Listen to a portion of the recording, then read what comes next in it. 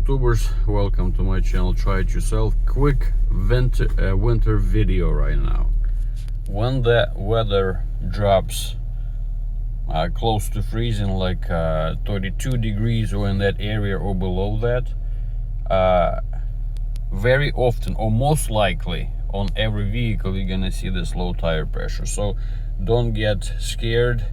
You don't have a hole, you don't have a screw, most likely because the air in tires cooled off and you just have a tire pressure drop on all of the four tires, and that's going to be the case normally. All of the four tires will drop just below to trigger this sensor thing. So all you have to do is just pump a little bit of air to the specs.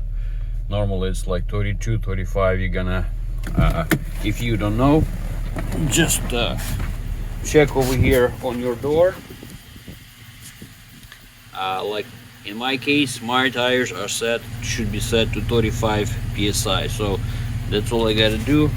I mean, just to be sure, just double check around that the tire. Normally, see, all tires are pretty much even. So that's another sign, you know. Otherwise, if you would have a hole in the tire, one of the tires would be sitting lower to the ground than the other one. So nothing to be scared about. If you don't have an air compressor at home, just get to the closest gas station with a working pump, and you don't have to go even to the tire shop. So with my tires to be set at 35, see what I have here.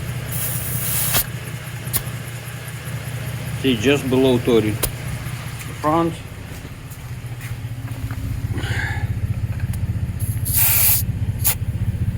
Right there, same story. So it dropped 5-6 psi's and it triggered the sensors. When you pump the air in the tires up to the specs, the light on the dash will disappear by itself. You don't have to reset anything manually. If this video was helpful for you, don't forget to give me a like and subscribe to the channel. Good luck.